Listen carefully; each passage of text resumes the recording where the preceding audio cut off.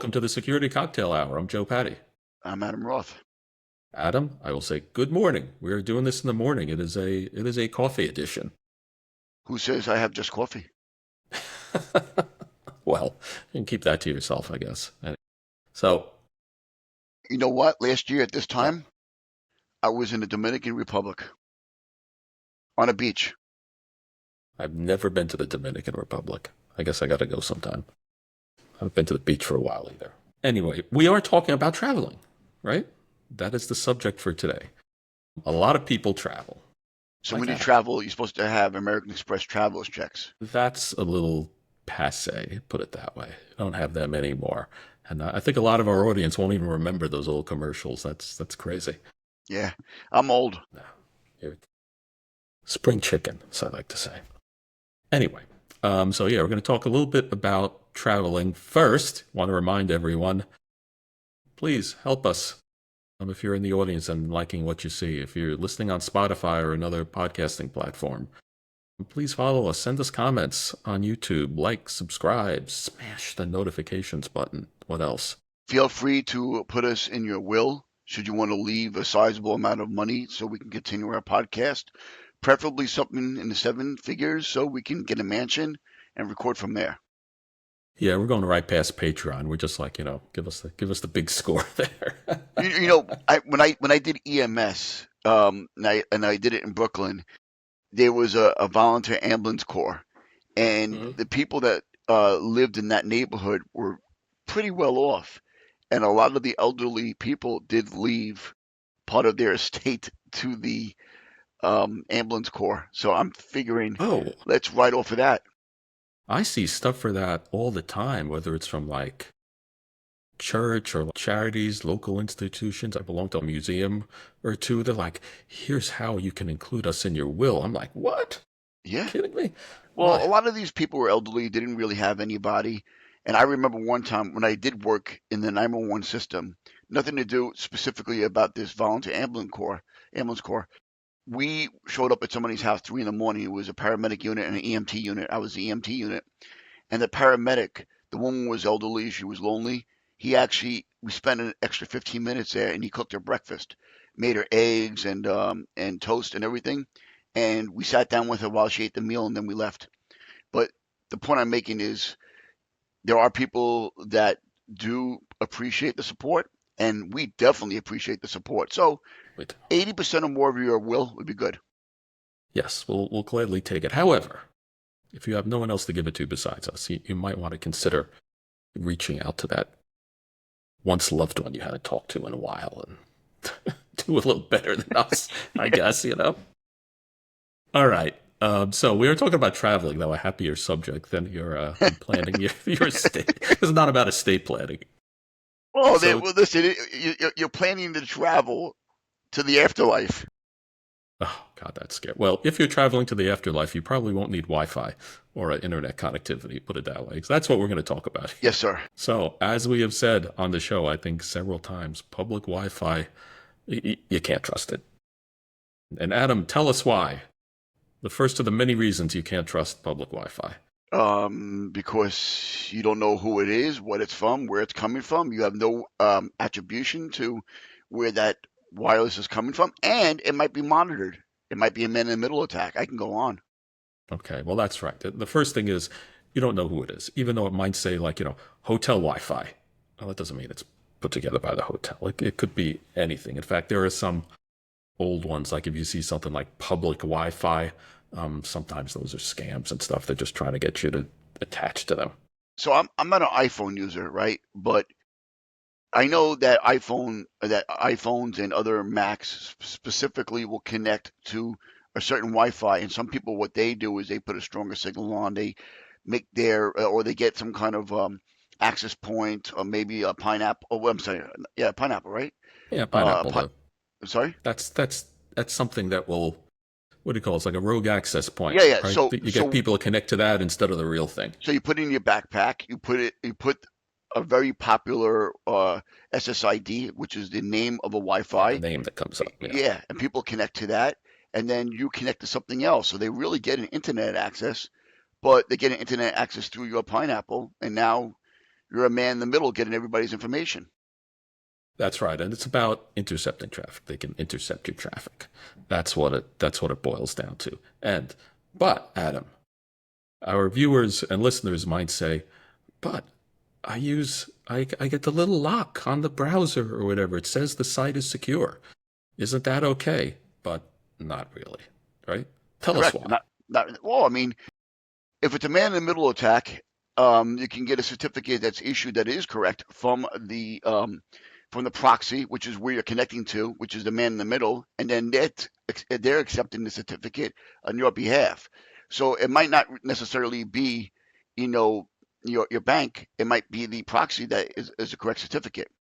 Okay, let's take it down a level and explain what a man in the middle attack is generally and how it Well, plays I into can give you here. a very simple analogy. Yes, Uh, very very simple. Remember, we're a trying to man be in the middle helpful. attack is you have three people, and you want to say something to so you have A, B, and C, and you're A, and you turn around and you want to talk to C. But as you're talking to C, you're really talking to B, and B is talking to C, and you Right. don't even know B is there. They're listening to Exactly. you, and they're relaying your information. Hey, it's a nice day. B gets it. Hey, it's a nice day. C says, "Oh, it is," and then B says, "I got it. It is," and says it back to A. That's right. So you are talking to your bank or wherever you think you're talking to, and in fact, you're talking to them encrypted. But in the middle, because you're on this malicious Wi-Fi, not the official one, there's someone listening. And what Adam was explaining about the certificates are there are ways and attacks that are not tremendously difficult, believe it or not, where someone can even put themselves in the middle and they basically will get your traffic, decrypt it, read it, and then encrypt it again and send it off to your bank and to the other side. So both of you think you're talking to each other, but you're not. And that's not good.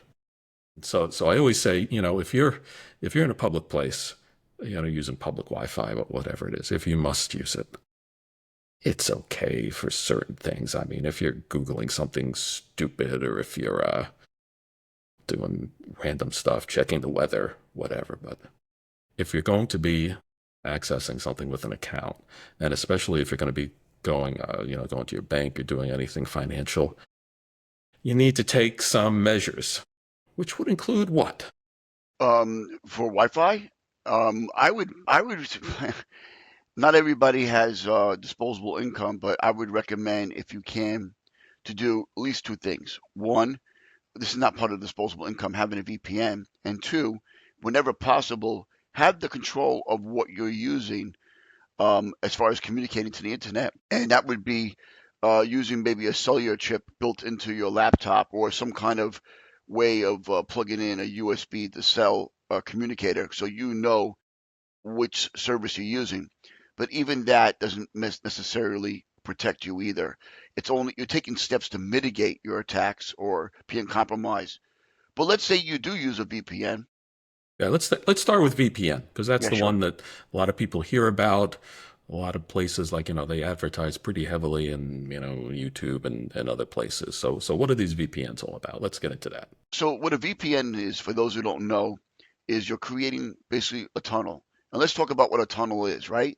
If you're looking at a tunnel, you can't see, if you're talking about a literal tunnel, like you're standing on the side of a road, you can't see in the tunnel, but you can see what's going in and then you can see what's going out.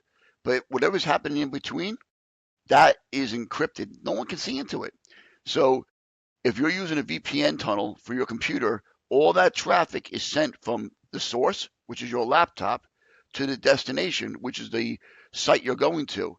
Everybody else can't peek in who's in between those two locations. So, and it works obviously bi-directionally. The data coming back, you can't see either. Well, it's a little more complicated than that because with the tunnel, what happens is we call it a tunnel. And basically, you can think of the tunnel as, like Adam was saying, your traffic in there is protected. There, it's trusted. So if when you send to put your stuff in the VPN, you're going to go through the VPN tunnel, and then when you get to the end of it, you know with high assurance, not perfectly, but you know that it got there reliably. And then they give you a safe path out to wherever you're going. And actually looks, wherever you're going, it looks like you're coming from that point. It's called the VPN termination point.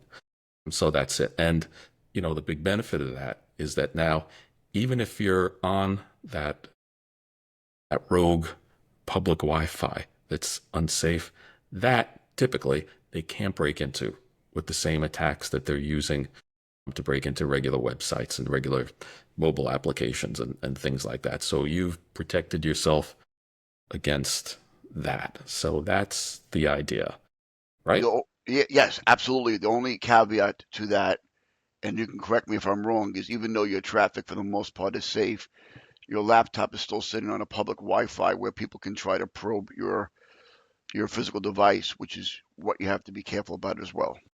Right. Well, that's right. You're still, as we say, on an untrusted network, and you need to realize that you are. So you're still on an untrusted network. Someone can still be attacking you on there, and that's kind of true with when you're on public Wi-Fi, whether it's someone hacking it or not.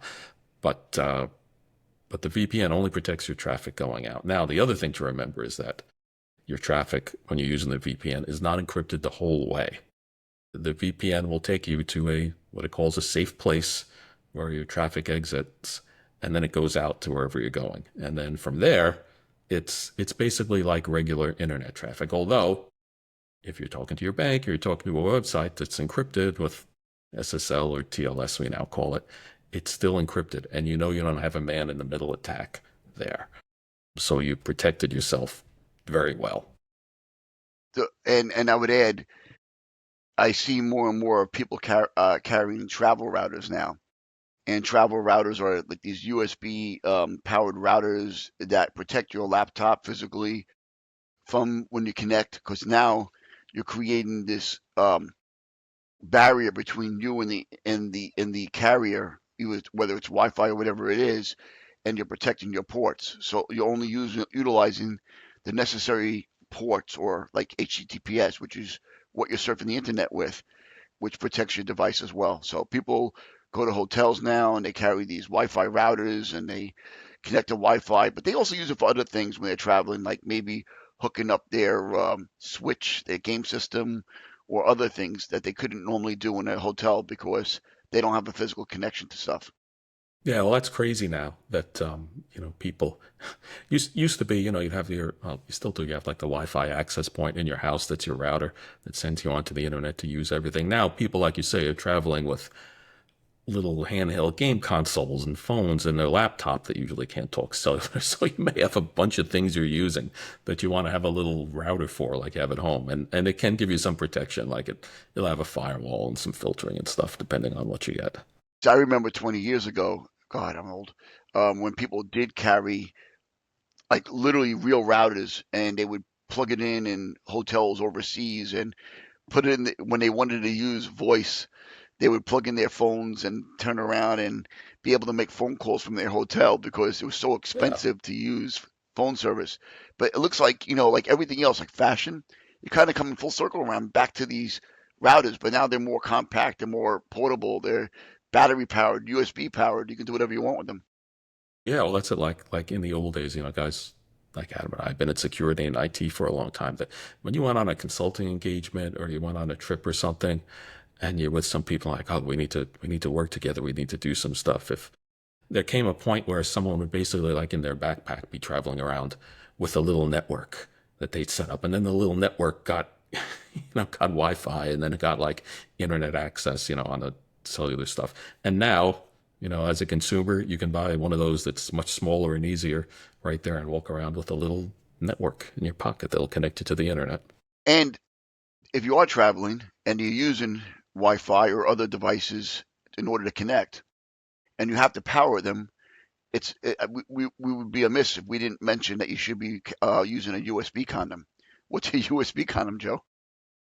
Well, we like to say USB condom because that usually helps the hits on Google, but no. What it is, and we've talked about this before on the show, where, a lot of places now, they don't have regular plugs for power. They will have the traditional, EC, whatever. But they'll also have basically a USB port, like that you plug USB things into. And so you can use that for power. So instead of having to use like, the USB cable that plugs into your phone or that has it in, then you have the little block or whatever it is, the little adapter, and you plug that into the wall. You just take the end of the USB cable, plug it in. Now, the thing is, and this is a little tricky because with a phone, with a lot of things you're using, that gives you power, but it's also actually a data cable. If you're still syncing, like, your phone the old fashioned way with a cable, it carries data, it does that. And so and you can get network connections out of it. And it's possible to hack that to get into your phone. And there was a thing, it's at least a year or two old now, where this big scare came out that said, oh, in the airports, they're malicious now. People are breaking into it. Don't use it. That was kind of debunked, that it wasn't really happening, but it is very possible. And I think it's eventually going to happen. So save yourself now. Use the USB condom if you must. It's a little plug that just goes on the end, and then you plug that into the wall, and then you're done. Actually, this is a good time to plug future episodes. We have some toys that we're eventually going to demonstrate, and I need to script it with Joe for the audience, where it's an OTP cable. And what that basically means is if I plug my phone into this cable, which looks like a regular standard power data cable that Joe just mentioned, it will steal your data. So we're going to do a little bit of a demo of that in Oh, a future you episode.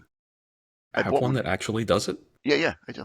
You do? Oh, so it is. Yeah. Oh, but that's the cable. That's not in the wall. But it's almost the That's same, the right? cable. Right. Okay. If I put a female USB or USB-C in there, you would never know that was in there. Okay, but then we should tell everyone, the stuff where you're plugging your cable into the wall, potentially dangerous, may not be many known cases of it now, but using your cable. We also want to say use your cable. If someone says, hey, use my cable, or you want to borrow something, could be one of And those. there Could is be a lot of designed to power steal your stations. stuff. You can go to a power station. I've seen them in conferences where not only do they provide a place for you to plug in, but they have a like an octopus of cables, and you plug it in to power your phone, so it's already connected. That's right. It's like, so Adam, that cable, it's called an OMG cable? OMG Is cable, it? That's yes, right? Okay. All right, everyone. Watch out for OMG cables. And the good ones are built so you really can't tell them apart from a real one. Isn't that correct, right? yes. Yeah. Don't And the trust OMG anyone. cable, when it does reach out, you can remotely manage it from a network. So once it does connect and it reaches out, it gets a IP address. It has a network chip in there, and allows you to remotely manage it. Okay. Use your own cables. Now well, it'll make you feel a little better paying Apple for a $20 cable that cost them 50 cents to make, maybe. I don't know. Okay, now the other thing that you alluded to briefly was don't use Wi Fi at all and use a cellular connection. So, what's that option? So again, you're still on a public network when you're using a cellular connection, but you know what connection it is. You know that it's built in. So a lot of laptops have the capability, not all laptops, but they have the capability of not only having Bluetooth and Wi-Fi, but they have the ability to switch to cellular as well. Right. And they basically have the same chip that a cell phone has built into the Yes, laptop, right? Okay. yes, absolutely. And you can even text with that with certain carriers too. It's funny, right? Yeah. Yeah. Um, Okay. and it's actually good if your phone dies, you need to text somebody, oh, I'm on the road, my phone died, I'll be there in 10 minutes. But at least with that, you know who the carrier is. It might not always be feasible if you're traveling overseas, but Yeah. I know what a lot of people do is they get the same service that they have in their phone with the carrier, and this way they can get a bundle. And when they're traveling overseas, they pay one price for their data for that month. So it saves money, but it's safer, not Well, safe, safer. safer, Let's set it safer, correctly. The safer. cellular network, in terms of security, It's Wild is West. well, it's generally safer. You generally know the carrier you're talking to. It's not so easy to hack into, and the hackers and the bad guys can't get into it. However, governments can get into it very easily, which we probably all know, whether they're doing it right from the right from the network itself, from inside there, the really hardcore nation state ones. A lot of countries do have surveillance built in. Or there's the thing, I don't know what they call it, the stingray that the Stingray, cops use yeah. to intercept cellular A Stingray, for connections and lack of a stuff. better term, is a suitcase based, and you can make it yourself also. I mean, for a little cheaper there, right? It's a suitcase based cellular tower built into a little box, and then that information is gathered and then it's sent out through maybe another cell chip or some, however they do it. I'm not an expert on that, but typically at conferences, especially targeted conferences, they have stingrays, and I know there's heat maps that show you where um, the normal towers would be, and then during the conference they see the extra towers that show up, and it's not literally a 100-foot tower; it's like a suitcase, Yeah, but it's short range, but it's in a confined space or in an area. It'll cover it, so right? that you'll connect to that instead of it. A lot of people do that on purpose in buildings, like especially banks and financial institutions, because they want to be able to monitor the data, so people don't do trades outside of normal methods. So if you're working for a bank and they have sometimes something called leaky coax, and that's a wire that goes around the perimeter of the building and different floors, and it'll grab your data, your cellular data, and then go through its own uh, proxy and carrier. But I mean, everything that we're talking about has legal uses also as well. So, it's just normal things that happen. Well, it's one of those things, not to be too cynical, but very often they say when the government does it, it's legal. And, we're not going to get into the philosophy and ethics of that. But regardless, you should be aware that, if you're using a VPN, you're using some of these other things, or you say, I'm going to use the cellular network, it doesn't always protect you from your own government. It doesn't protect you from very sophisticated nation state attackers. And you should also realize that there's been some things in the news lately where those methods that the government are using for surveillance or the data that they're collecting, sometimes they lose it and the bad guys do get it. And that's a whole other discussion about how these things should be done. But, be aware, as Adam said, you can remediate. You can give yourself more protection. The, But the, yeah, the rule nothing's of perfect. thumb is everything has the ability to be compromised. There's 100% capability of compromising anything.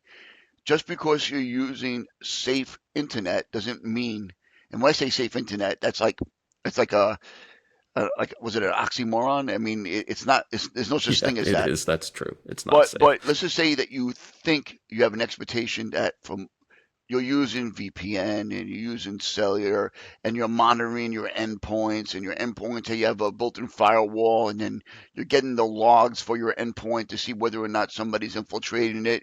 And I mean, you're doing everything humanly possible. At the end of the day, you can still be compromised. And people don't always try to get the data in the middle. Sometimes people will compromise the endpoints. The endpoints is usually the easiest part to compromise, either the source or the destination of what you're looking to get the data for. So again, if you're using a laptop, if you're using a cell phone, you have to have an expectation that somebody can get into your devices and get the data from there. So when you're traveling, just because you are saying, "Oh, I'm safe, I'm using a hard wire, I should be okay," you might not be okay. Just be careful. Right. And I think we'll kind of end on some realistic notes that I think are important. Realistically, for your general use, if you want to be able to use the internet when you're traveling, if you're using a VPN with a reputable provider, a good one, then you're probably okay. In fact, then you're okay for what you're going to be doing. For your day-to-day stuff, your banking, getting into your social media, reading your email, a reputable VPN will protect you from that stuff, and you don't have to worry very much. One thing I would worry about, though, that I'll point out to not forget, Adam mentioned endpoint protection. Yes, endpoint, your hosts, your devices, all this stuff, blah, blah, blah. That means don't lose your laptop. Don't let someone just come by and steal the thing and grab it or take your iPad or something, or you leave your phone on the table. We say it over and over again, but sometimes that is the easiest way for someone to steal your data and get in, is they just physically steal your stuff. So be careful when you're in public with that kind of stuff. There are plenty of people who have bare bone metal laptops that have no OSs on them, and they boot into a USB OS, and then that USB OS is disposable also. So they take their laptop out, they put the USB in, they boot to it, they do their data, they do whatever they got to do. They might, and then that USB might be completely hard coded that you literally can't write, but it takes everything into memory, and there's all its data, and then it's clean at the end of the day. So if you lose a laptop, but I guess that's what people would say are more James Bondish, you Oh, know, it's not that's not James Bondish, but it is special cases. I mean, a lot of corporations will use that if they have very sensitive data or if they're doing business in a country that's a bit dodgy and they're hostile. worried about an hostile being taken. An individual traveling to a routine place, you probably don't have to worry about it. Well, when people, the truth is when people are going to steal your laptop, usually, usually they're not interested in the data and they want the equipment to resell. However, even if you say, oh, my data is protected on there, yeah, but you still lost the $1,000 laptop. That's no fun. I can tell you two or three cases, one related to somebody in my distant family, and one related to a place that we both worked at, where somebody walked into a country off the airplane and they said, open your phone for Yeah. us or a laptop. And they said, I'm not doing it. And they're like, okay, you're going to jail. This is not the United States. We can do whatever we want here. So, Um, you may hear that in the United States too. yeah.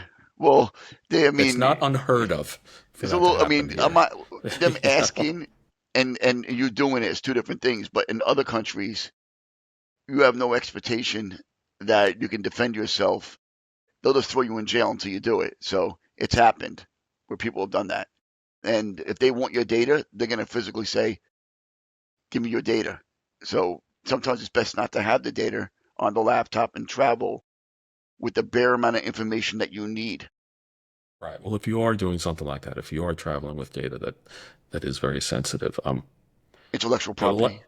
yeah, you're likely doing it for business, and hopefully your business's security people have put in the measures to protect you and trained you on how to use it and what to do. However, if you're doing it on your own, be aware it's not easy, and you're going up against some very tough adversaries. And there's a big difference between protecting against hackers and protecting against government agents, especially when they're physically right next to you. So be aware and know if you're going to a place where you're worried about that or where you should be worried about it, take some precautions. That's a little bit beyond what we're going to talk about here. So I guess on a happy note, A happy note. Yes, let's end on a happy note. sure. Um, like and subscribe. Please leave us feedback. Um, we do have merchandise. We even have patches now that you can put on Right. your backpack. So please reach out. Please leave us comments. What else, Joe? No, that's it. Please do all that. And, leaving comments, this show was actually kind of inspired by a comment that we got. We wanted to go into it a little more. So send us more. If you got a topic, let us know. We're happy to do it for you. Thank you all and have a great rest of your day. Okay, thank you. See you, Adam.